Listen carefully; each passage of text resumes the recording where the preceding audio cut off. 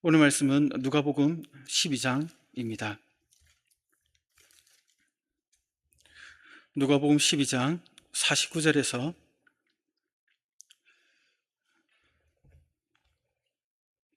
59절까지입니다.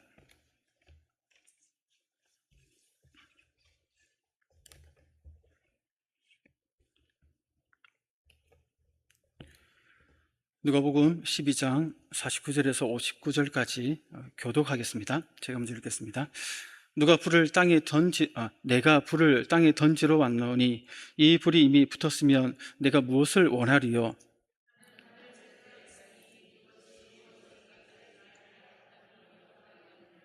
내가 세상에 화평을 주려고 온 줄로 아느냐? 내가 너희에게 이르노니 아니라 도리어 분쟁하게 하려 함이로라.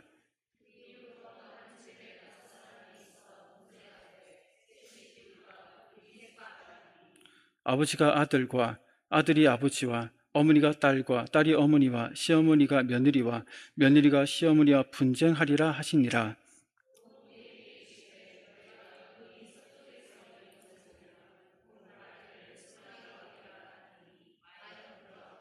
남풍이 부는 것을 보며 말하기를 심히 더우리라 하나니 과연 그러하니라.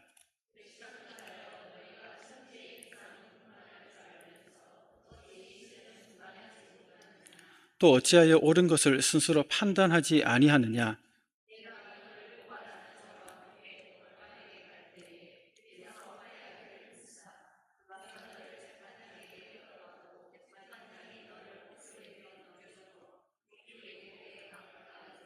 함께 읽겠습니다.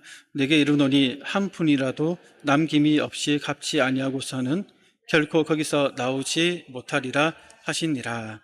아멘. 오늘은 시대를 분별하라 라는 제목으로 하나님의 말씀을 선포하겠습니다. 우리는 예수님의 재림과 관련된 본문을 살펴보고 있습니다. 앞서 예수님은 주의 재림을 준비하는 제자들의 자세에 대해 교훈하셨습니다. 시간이 오래되었기 때문에 기억이 가물가물하실 텐데요. 재림이 가까울수록 맡겨주신 일에 진실과 충성을 다할 것을 우리에게 말씀하셨습니다. 이어지는 본문도 재림이라는 주제와 이렇게 연결됩니다. 42절, 그러니까 앞선 본문에서 다뤘던 42절에서 예수님은 베드로의 질문을 받으시고 이렇게 말씀하셨는데 그 말씀이 오늘 본문 53절까지 이어지고 또 우리에게 이르셔서 계속해서 같은 주제를 다루고 있다는 것을 우리에게 말하고 있습니다. 그들 보면 앞에 본문과 연결되지 않는 것 같습니다만 실은 매우 가깝죠. 그러니까 선한 청지기 비유의 말씀은 주인의 떠나심과 다시 오심을 전제로 합니다. 이것을 예수님의 사역에 적용하면 예수님의 떠나심과 다시 오심, 곧 승천과 재림으로 이렇게 연결됩니다. 이런 맥락이 오늘 본문에서도 전제로 깔려 있습니다. 그래서 오늘 본문 역시 재림과 관련된 교훈입니다. 정확한 시기는 알 수 없지만 때가 되면 역사 가운데 재림이 있을 것인데 이를 계기로 하나님의 나라가 최종적으로 완성될 것입니다. 이를 앞두고 있는 제자들은 어떤 삶을 살아야 하는지를 본문에서 계속해서 교훈하고 있다는 것이죠. 비록 우리가 스스로 주님의 제자라고 하기에는 조금은 부끄럽고 또 조금은 부족하다고 느낄지라도 우리의 정서와 상관없이 우리를 제자로 부르신 주님의 뜻에 따라 제자임을 확신하기를 소원합니다. 그렇게 오늘 본문을 통해 재림을 앞두고 있는 우리 모두가 언제인지는 모르지만 그것을 바라보며 주님께서 주시는 시대적 분별력과 그에 합당한 삶의 지혜를 얻는 그 시간이 되기를 축복합니다. 오늘 본문을 이제 두 편의 설교로 나눠서 하려고 합니다. 본문 중에서 전반부를 중심으로만 오늘은 좀 짧게 살펴보고 나머지는 2편으로 나머지 다음 설교 때 이어서 하겠습니다. 성도 여러분, 그렇다면 주의 재림이 이제 점점 가까워지고 있는 이때에 우리는 시대를 분별하기 위해서 무엇을 해야 하는가라는 질문을 던져보게 됩니다. 우선 예수님의 사역과 그 의미를 좀 더 깊이 있게 알아야 된다라고 오늘 본문은 우리에게 얘기를 합니다. 예수님은 어떤 사역을 위해 이 땅에 오셨습니까? 여러 가지로 얘기할 수 있겠죠. 오늘 본문 중심으로 풀어서 얘기를 하자면 복음과 성령을 주시기 위해 이 땅에 오셨다라고 얘기를 합니다. 우리 49절을 보면 이를 알 수 있는데요. 같이 한번 읽어볼까요? 시작. 내가 불을 땅에 던지러 왔노니 이 불이 이미 붙었으면 내가 무엇을 원하리요? 아멘. 제가 방금 설명했던 내용과 본문이 전혀 연결이 되지 않는다 생각할 수 있겠지만 불의 비유를 통해 예수님의 핵심 사역이 무엇인지를 우리에게 밝혀주십니다. 여기서 예수님이 무엇을 땅에 던지러 오셨다라고 말씀하시죠? 불입니다. 불. 불은 사람의 죄를 해결해주는 복음과 성령을 비유한다라고 할 수 있습니다. 말라기 3장 2절에 보면 이렇게 얘기를 하죠. 함께 읽겠습니다. 그가 임하시는 날을 누가 능히 당하며 그가 나타나는 때에 누가 능히 서리요. 그는 금을 연단하는 자의 표벽과 표백하는 자의 잿물과 같을 것이라. 아멘. 말라기는 예수님, 그러니까 그리스도가 오시기 전 마지막 선지자, 구약의 선지자로서 그리스도가 오시면 이런 일을 한다라고 예언을 했죠. 그 그리스도, 곧 예수님이 이 땅에 오셔서 하신 일을 말라기 선지자가 예언했는데 금을 연단하는 자의 불과 표백하는 자의 잿물과 같다라고 얘기를 합니다. 특히 불이라고 묘사하고 있죠. 예수님이 인류의 죄를 해결하기 위해 이 땅에 오셨고 예언대로 이를 통해 죄의 문제를 실제적으로 해결해 주실 분이다. 그래서 그분을 사역을 불이다라고 이렇게 표현합니다. 곧 복음과 성령을 주시러 오셨다는 겁니다. 그것은 말라기 선지자가 불이라고 비유한 것처럼 오늘 본문에서 예수님은 같은 불의 비유로 복음과 성령을 이 땅에 던지기 위해서 주기 위해서 오셨다라고 얘기를 합니다. 예수님 복음과 성령을 상징하는 불을 던지는 곳은 어디라고 얘기를 하죠? 땅이라고 얘기합니다. 그러니까 이 세상이죠. 단지 예수님 당시에 있었던 유대 지역의 그 땅만을 얘기하는 것이 아니라 전 세계 온 세상을 가리킵니다. 또 던진다는 말은 위에서 내리 던진다는 뜻입니다. 복음과 성령을 주시려고 하늘로부터 내려오셨다는 것이죠. 강림하셨지 않습니까? 초림하셨죠. 예수님은 내가 왔노니라는 표현을 통해서 자신의 메시아 사역의 핵심을 이렇게 이제 압축적으로 비유를 통해서 표현하신 것입니다. 초림을 통해 온 세상에 복음과 성령을 주기 위해 오셨다입니다. 그런데 문제는 예수님은 아직까지 이 불이 땅에 제대로 붙지 않았다라고 탄식하고 계시죠. 그래서 이 불이 이미 붙었으면 내가 무엇을 원하리요? 라고 얘기를 하십니다. 아예 붙지 않았다는 것이 아니라 이미 불이 붙긴 붙었지만 완전하게 붙어 더욱 잘 타오르게 되기를 바란다는 것입니다. 그래서 복음으로 말미암는 속죄 사역이 구원의 역사가 성령을 통하여 온 세상에 속히 이루어지기를 예수님 당시에 그것을 바라셨다는 겁니다. 그것이 당신의 고난으로 이루어지는 것임에도 불구하고 그것을 간절히 원하셨습니다. 예수님은 온 세상에 복음이 퍼지기 위해 십자가를 바라보며 나아가셨죠. 그래서 50절을 보시면 그것을 이렇게 얘기합니다. 시작. 나는 받을 세례가 있으니 그것이 이루어지기까지 나의 답답함이 어떠하겠느냐. 아멘. 여기서 말하는 예수님이 받을 세례는 무엇을 얘기하냐면 이 복음과 성령의 역사가 확산되기 위한 성취로서의 그 고난, 십자가 죽음을 얘기를 하죠. 우리가 알고 있듯이 예수님은 이미 공생의 시작 전에 세례를 받으셨기 때문에 여기서 말하는 세례는 문자적인 의미의 물 세례를 얘기하는 것이 아니었습니다. 세례가 죄에 대하여 죽음을 상징하는 것에서 알 수 있듯이 여기서 세례는 1차적으로 죄로 인해 당하는 고난을 가리키지만 결국 예수님에게 적용을 해보면 고난의 절정이라 할 수 있는 십자가의 죽음을 가리킵니다. 예수님은 복음이 본격적으로 확산되는 그 시작점을 십자가 죽음으로 말미암은 것으로 말씀하신 것이죠. 예수님이 이미 십자가 죽음을 알고 계셨고 베나산에서 모세와 엘리야를 만나 그와 관련된 대화도 나누셨습니다. 그리고 갈릴리 사역을 마무리하시고 이제는 예루살렘을 향해 나아가셨죠. 지금은 그 가는 길 가운데 베레아를 거치고 있는 그 여정 속에 있었습니다. 이를 이룰 날이 속히 오기를 답답한 심정으로 예루살렘을 향해 나아갈 때 그 가운데 있었습니다. 십자가로 통한 복음의 성취와 성령 강림으로 말미암는 확산을 열망하고 계셨던 것입니다. 이런 이해를 가지고 49절 50절을 다시 한번 읽어보겠습니다. 시작. 내가 불을 땅에 던지러 왔노니 이 불이 이미 붙었으면 내가 무엇을 원하리요? 나는 받을 세례가 있으니 그것이 이루어지기까지 나의 답답함이 어떠하겠느냐. 아멘. 우리 이미 이게 다 성취되었고 그것을 누리는 있는 시점이지만 예수님 이것을 아직 성취하기 전이기 때문에 답답하다는 것이죠. 예수님 복음과 성령을 주기 위해 이 땅에 오셨고 그 확산의 시점은 십자가 대속적 죽음 이후에이기 때문에 비록 그날이 고난이자 죽음의 날이기는 하지만 속히 오기를 고대하고 계셨고, 그로 말미암아 복음과 성령이 온 세상에, 즉 예루살렘으로부터 시작해서 온 유대와 사마리아를 거쳐 땅끝까지 확성되기를 바라고 계셨던 겁니다. 우리는 5, 6월 매일 성경 큐티책을 통해서 또 주일 설교를 통해서 십자가 이 부분을, 이 땅에 예수님이 바라셨던 불이 붙어서 활활 타오르는 사건을 사도행전을 통해서 확인했지 않습니까? 십자가 죽음을 통해 완성된 복음이 성령의 강림으로 말미암아 오순절 다락방 사건에서 그 불을 받은 그 사도들이 베드로를 중심으로 3,000명, 5,000명, 나중에는 사도 바울을 통해서 1차, 2차, 3차, 4차 선교사 여행을 통해서 그 유럽에, 소아시아에, 그래서 2000년이 흐른 지금까지 그 불길이, 복음의 불길이 이렇게 성령 역사 가운데 확산되는 그 출발점을, 그 과정들, 초기의 과정들을 사도행전을 통해서 우리가 봤지 않습니까? 그러한 예수님 시점에는 그게 아직 이루어지지 않았기 때문에 그것을 바라보면서 답답한 가운데 그때가 빨리 오기를 소원하고 계신다. 그러한 사역을 위해서 십자가 죽음을 내다보며 예루살렘을 향해서 가고 있다라고 지금 압축해서 이렇게 얘기를 하고 있는 겁니다. 이제 계속해서 우리 본문을 보면 아직 확산되기 전 시간이죠. 예수님 말씀한 시점이니까.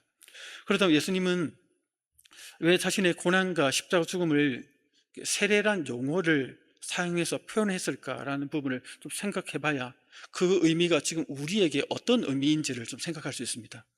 이 부분을 우리는 이렇게 정리를 해야 되는데, 이는 세례가 갖는 시슴, 죄로부터 시슴, 그리고 또 연합, 그리스도의 연합의 의미가 있습니다. 이 세례라는 의미가 그 가운데 연합의 의미와 깊은 관련을 갖는다라고 할 수 있습니다. 세례는 그리스도와 연합하여 그리스도의 몸된 교회의 일원이 된다는 그 심오한 그러한 영적인 의미가 있죠. 그리고 그 연합으로 말미암아 그리스도의 경험과 그의 공로가 우리의 경험과 공로가 되게 한다는 영적인 의미가 있습니다.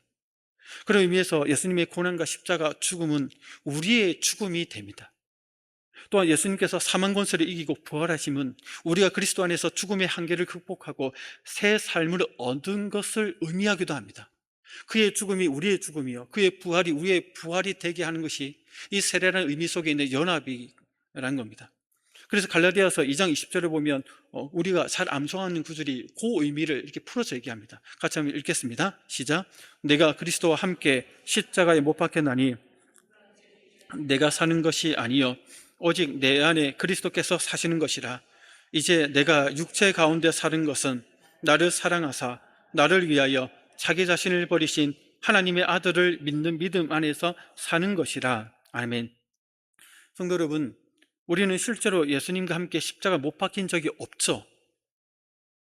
그러나 우리가 예수님을 구주와 하나님의 아들로 믿고 영접할 때 성령의 세례를 받게 되고 구원에 이르게 됩니다. 즉 그리스도와 연합하게 되는데, 이때 그리스도의 경험과 공로가 우리의 경험과 공로가 되게 하십니다. 그래서 세례로 말미암아 그리스도와 연합된 성도는 그리스도와 함께 십자가에 못 박혀 죽었고 동시에 그의 부활함에 동참하여 새 생명 가운데 살아가게 된다는 겁니다. 그래서 이제 내가 사는 것은 나를 위해 사는 것이 아니라 그분을 위해서 살아간다라고 고백하고 있는 겁니다. 이게 실제적으로 눈에 보이지 않지만 영적으로 일어났다는 겁니다. 성도 여러분, 그런 은혜를 지금 우리가 누리고 있지 않습니까? 하지만 오늘 본문의 10점에서 보면 아직 아니었습니다. 예수님은 이러한 구속사의 진행 과정을 미리 아시고 자신의 대속적 죽음을 이루기 위한 그 날을 애타는 마음으로 기다리셨습니다.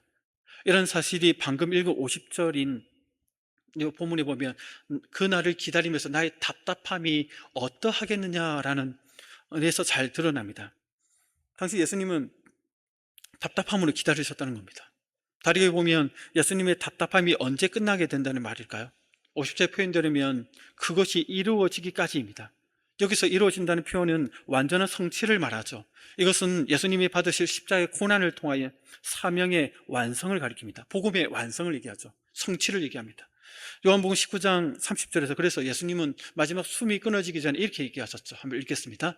예수께서 신 포도주를 이르시되 다 이루었다 하시고 머리를 숙이니 영혼이 떠나가시니라. 아멘. 죽기 직전에 하신 말이 다 이루었다 얘기하는 겁니다. 다 이루었다. 그리고 십자가에서 죽으셨습니다. 이는 곧 자기의 백성을 구속하기 위한 길이 완전히 성취되었고 열렸다는 겁니다. 완성되었다는 것이죠. 성도 여러분, 예수님의 십자가 죽음이 단순히 정해진 숙명에 따른 것이거나 억울한 죽음이 아니라는 겁니다. 이미 창세전부터 계획되고 그 정해진 때에 예수님의 순종으로 이루어진 사건이었습니다. 예수님이 이 사명을 이루는 날을 그 시점에 답답한 심정으로 애타게 기다렸었던 것이죠. 이렇게 예수님은 세례라는 표현을 통해 자신에게 임할 십자가 고난과 그 고난이 겪는 구속사의 의미를 압축해서 우리에게 설명해 주고 계십니다. 그리고 중요한 점은 이 부분에서 예수님이 감당하신 고난을 보여주신 것은 그리스도의 재림이 있을 그날까지 제자들도 성도들도 그리스도께서 경험하신 바와 같은 고난을 겪어야 한다는 것을 말씀하고 있습니다. 그러니까 성도의 고난이 불가피함을 밝히기 위해서 먼저 그리스도의 고난을 세례의 비유를 통해서 알려주셨습니다. 성도 여러분, 이렇게 주의 재림을 앞두고 시대를 분별하기 위해선 이러한 예수님의 사역과 그 의미를 이해하고 있어야 됩니다. 하나님께서 예수님을 통해 이 땅의 구속사를 어떻게 성취하셨고 그것을 성령을 통해 어떻게 완성해 가시는지 그 큰 그림을 그리고 있어야 됩니다. 그리고 구속사의 완성이 될 시점에 예수님이 재림하실 것이고 그것을 내다보는 우리 입장에서 시대를 향한 하나님의 일하심과 그에 따른 여러 징조를 보면서 우리에게 다가오는 그러한 사건들이 어떤 의미인지를 생각해 보면서 반응을 해야 된다는 겁니다. 그래서 오늘 우리가 집중적으로 살펴볼 점은 성도의 고난에 있다는 겁니다. 예수님의 사역과 그 의미를 아는 것과 동시에 그것이 우리에게 어떻게 다가오느냐, 고난으로 다가온다는 겁니다. 예수님이 성취하신 복음을 받아들이게 되면, 다시 말해 오늘 본문의 표현들을 보면 분쟁과 분리가 극심하게 일어나게 된다라고 얘기를 합니다. 다시 말해 방금 말씀드렸듯이 그리스도께 고난이 있었듯이 성도의 고난도 불가피하고 더 나아가 주의 재림이 가까울수록 이 고난의 강도가 더욱 세진다는 것이죠. 강해진다는 겁니다. 왜냐하면 예수님이 이 땅에 던지는 불, 즉 성령과 복음과 성령의 역사는 그 성격상 세상과 분쟁을 일으키기 때문에 그렇다는 겁니다. 우리 51절을 같이 한번 읽어볼까요? 시작. 내가 세상에 화평을 주려고 온 줄로 아느냐? 내가 아니라 도리어 분쟁하게 하려 함이로라. 아멘. 분명히 얘기하셔서 하시죠. 여기 보면 화평과 분쟁을 대조하고 있습니다. 분명히 복음은 화평을 이루기도 합니다. 죄로 인해 원수되었던 인간과 하나님의 관계를 화목케 하죠. 또 이방인과 유대인 사이에 있던 벽을 허물어 하나가 되기도 합니다. 또 사람과 사람과의 그 관계를 복음이 하나 되고 회복게 하기도 합니다. 그런데 복음은 하나가 되게 하지만 그와 정반대로 영적인 분리, 즉 심판의 의미로서의 분리도 일으키게 합니다. 복음과 성령의 역사는 분쟁을 일으킵니다. 분쟁은 다툼 정도가 아니라 심각한 분리와 분쟁을 얘기를 합니다. 그리고 여기서 분리는 심판의 의미가 담겨 있다는 것이죠. 방금 얘기한 것처럼 하나님으로부터 분리, 복음으로부터 분리, 교회로부터의 분리를 얘기를 합니다. 그런데 이 분리를 가져둘 심판은 예수님의 재림 때만이 아니라 50절에 근거하여 볼 때 초림에서 십자가를 통하여 이미 시작되었다는 것을 알게 됩니다. 다시 말해 예수님의 오심은 이미 초림에서부터 심판주로서의 오심이요, 또 예수님의 재림은 초림에서 시작하신 그 심판을 완성하고 확정하기 위한 것이다 라고 볼 수 있습니다. 그리고 분쟁을 통한 분리가 일어나는 공간은 이 세상, 이 땅이라는 것이죠. 복음이 전해지는 이 땅, 이 세상, 땅끝까지 복음이 전해질 때 동시에 복음을 받아들이지 않는 자들에게는 그것이, 그 복음이 자신들에게는 정죄요, 심판의 의미가 되는 것이죠. 그래서 이 세상에 분쟁이 일어나게 되는데 동시에 이 세상에 일어나는 것은 영원하지 않다는 것이고 예수님의 재림 때에 이 분쟁은 끝나게 된다라고 얘기를 합니다.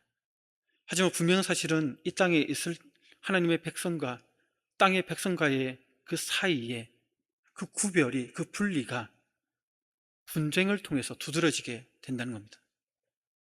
그래서 예수님이 이러한 복음이 가진 그 성격을 분쟁하는 가족 비유로 비유하고 있죠. 우리 52절, 53절을 같이 한번 읽겠습니다. 시작. 이후부터 한 집에 5 사람이 있어 분쟁하되 셋이 둘과 둘이 셋과 하리니 아버지가 아들과 아들이 아버지와 어머니가 딸과 딸이 어머니와 시어머니가 며느리와 며느리가 시어머니와 분쟁하리라 하시니라. 아멘. 그러니까 복음과 세상 간의 투쟁을 분쟁하는 가족 관계로 비유하고 있습니다. 그러니까 여기서 잘못하면 분쟁을 마치 육체적이고 폭력적인 투쟁으로 오해할 수 있는데 그런 것은 아닙니다. 우리는 그렇게 나아가지는 않죠. 세상 사람들이 우리에게는 그렇게 다가올지 몰라도 우리는 그렇게 폭력적으로 육체적인 방법으로 막 그렇게 가지 않습니다. 예수님 이런 육체적이고 폭력적 싸움을 반대하시는데 그를 일으키러 오셨다라고 오해하시면 안 됩니다. 우리는 그것을 시도하지 않습니다. 상대방이 그렇게 우리에게 다가오는 것이죠. 영적인 분리를 말합니다. 이러한 분쟁과 분리는 언제부터 일어나죠? 52절에 따르면 이후부터라고 얘기하죠. 그러니까 예수님 말씀하시는 그 시점부터 본격적으로 일어난다는 겁니다. 이제 십자가를 앞두고 한 6개월도 안 남은 시점이었거든요. 이때가 베레아 사역이었으니까. 사실 예수님이 말씀을 하신 복음으로 인한 분쟁과 분리는 당시에 이미 조짐을 보이고 있었죠.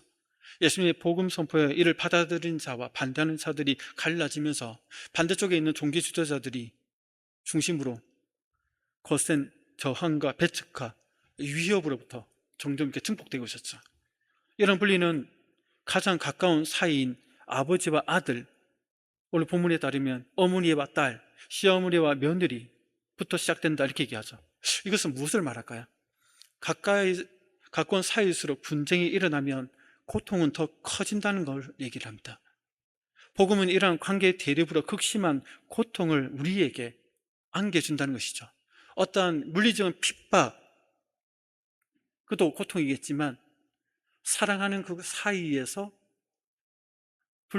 영적인 분리가 일어나서 투쟁하기 때문에 그 관계에서 오는 그 스트레스와 압박감과 그 힘듦이 더 큰 고통으로 다가온다는 겁니다. 재림이 가까울수록 더 그 관계 속에서. 아무리 가까운 사이일지라도 예수님을 받아들이느냐 받지 않느냐에 따라서 그렇다는 것이죠. 피를 나눈 가족이라도 예수님에 대한 태도에 따라 고통스러운 대립과 갈등이 일어날 수밖에 없습니다. 마태복음 10장 34절에 36절에 보면 이 갈등을 좀 더 자세하게 설명하고 있죠. 한번 읽겠습니다. 내가 세상에 화평을 주러 온 줄로 생각하지 말라. 화평이 아니요 검을 주러 왔노라. 사람이 그 아버지와 딸이 어머니와 며느리가 시어머니와 불화하게 하려 함이라. 사람의 원수가 자기 집안 식구리라. 아멘.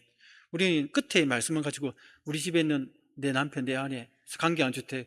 사람의 원수가 자기 집안에 있다. 내 원수. 뭐 이렇게 생각하는데 그 본문이 그걸 얘기하는 게 아닙니다. 돈 때문에도 아니고 자존심 때문에도 아니고 뭐 눈에 보는 대사 뭐 이런 것 때문에도 아닙니다. 복음에 대한 반응, 예수님을 영접했느냐 하지 않느냐 따라서 한 집안이 둘로 갈려져 원수가 될 수 있습니다.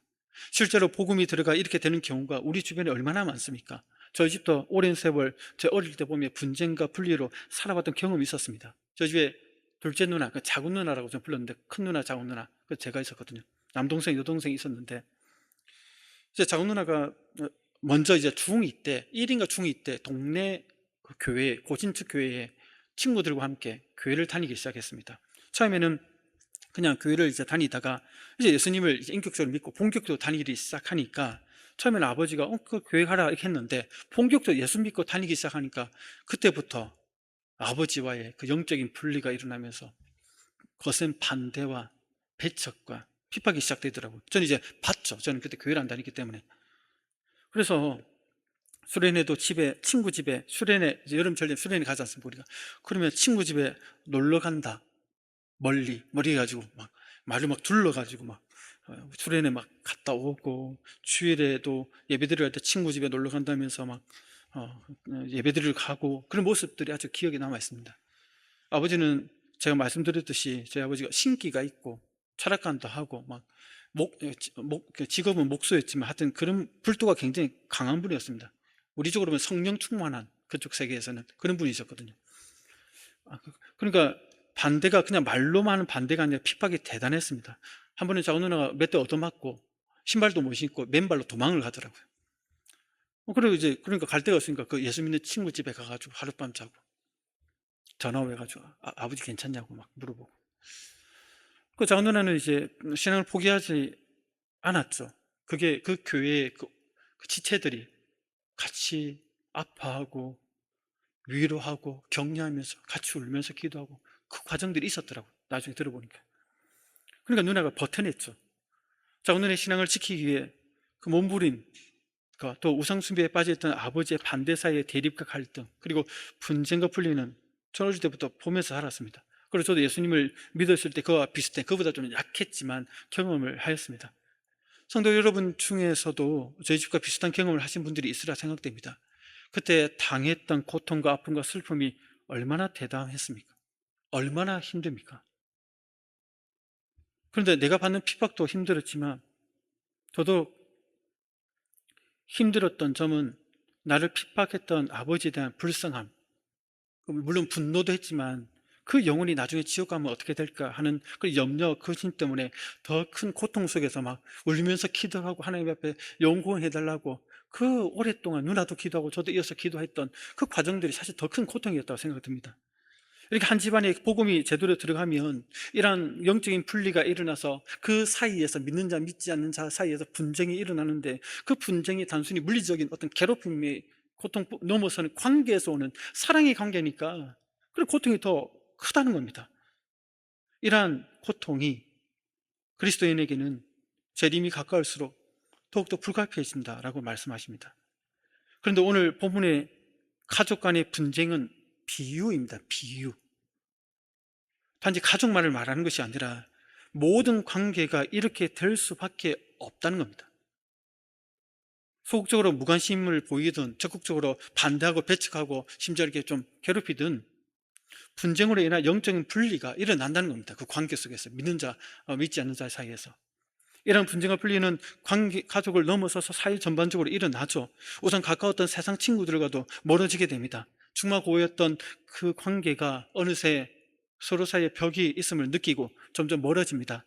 물과 기름처럼 한 통에 있지만 섞일 수 없는 것처럼 같은 세상의 공간에 있지만 서로 다른 존재임을 알고 서로를 찾지 않게 되고 그래서 멀리하게 됩니다. 사회 속에서도 영적인 분리를 경험하게 됩니다. 눈에 보이진 않지만 암암리에 일어나는 분쟁을 느끼게 됩니다. 예수 믿고 교회 다니는 이유로 벽이 있고 우리를 거리를 두고 때로는 우리를 미워하고 왕따시키고 심지어 불이익을 끼치는 그러한 일들, 관계를 통해서 우리의 마음을 힘들게 만든 상황들이 일어난다는 겁니다. 그런데 중요한 점은 이러한 영적인 분리가 일어나서 관계 속에서의 고통이 나의 잘못과 나의 어떤 의도와 상관없이 당연하게 일어난다라고 예수님은 강조하시는 것이죠. 재림이 가까울수록 복음과 성령의 역사 속에 있는 나와 그렇지 않는 세상 사람들 사이의 영적인 분리에서 오는 이런 고통은 너무나도 당연하다는 겁니다. 그래서 분쟁이 없다는 것이 오히려 이상하다라고 오늘 본문은 우리에게 얘기를 합니다. 만약 영적인 분리에서 오는 분쟁, 거기서 오는 마음의 불편함과 힘듦이 없다면 내가 제대로 예수를 믿고 있는지 자신을 점검해 보아야 합니다. 예수님이 이 땅에 던지시는 불, 즉 복음과 성령의 역사는 먼저 믿고 있는 우리를 통해 이 땅에 계속해서 그 불이 번지게 합니다. 그래서 내가 세상과 구별되어 있고 뭔가 다름을 세상 사람이 못 느끼고 있다면 오히려 나를 편하게 생각하고 나에 대해서 거부감이 없고 불편함이 없고 너나 나는 똑같네, 너의 생각이나 나의 생각이나 너의 가치관이나 나의 가치관이나 네가 돈에 대한 생각이나 나의 돈에 대한 생각이나 별반 없네, 똑같네 라고 생각하면 정상일까요? 정상이 아니라는 겁니다. 성도 여러분, 믿지 않는 자들을 위해 우리가 전도 차원에서 그들의 눈높이에 맞추고 불편하지 않도록 하기 위해서 애를 쓰고 있죠. 그런데 그런 차원이 아니라 근본적으로 그들과 내가 다름을 서로 느끼고 함께 섞일 수 없고 서로를 불편하게 하는 존재임을 느끼지 못한다면 뭔가 문제가 있다는 겁니다. 고린도서 2장 15절에서 16절을 보면 성도는 그리스도의 향기가 된다 이렇게 얘기하거든요. 그런데 누구에게는 향기지만 누구에게는 사망의 냄새, 심판, 정죄의 냄새가 된다라고 얘기를 합니다. 한번 읽겠습니다. 우리는 구원받은 자들에게나 망하는 자들에게나 그리스도의 향기니 이 사람에게는 사망으로부터 사망에 이르는 냄새요 저 사람에게는 생명으로부터 생명에 이르는 냄새라. 누가 이 일을 감당하리요? 아멘. 우리가 감당하죠. 우리 그리스도의 향기니까. 근데 택함받은 백성, 예수를 믿고자 하는 사람들에게는 우리가 풍기는 그리스도의 향기가 그리스도의 향기로서 그들의 마음을 변화시키지만, 거부하고 반대하고 미워하는 자들에게는 우리의 향기가 그들에게는 정죄의 냄새요, 심판의 냄새요, 사망의 냄새가 된다는 겁니다. 그들에게는. 그러니 우리를 볼 때 얼마나 불편하고 거부감이 생기겠습니까? 그 세상 가운데 우리가 살고 있으니까 이 구조적으로 고난이 생길 수밖에 없다는 겁니다. 관계 속에서. 성도 여러분, 복음과 성령의 역사는 영적인 분리, 그래서 분쟁, 관계 속에서의 힘듦을 일으키게 됩니다.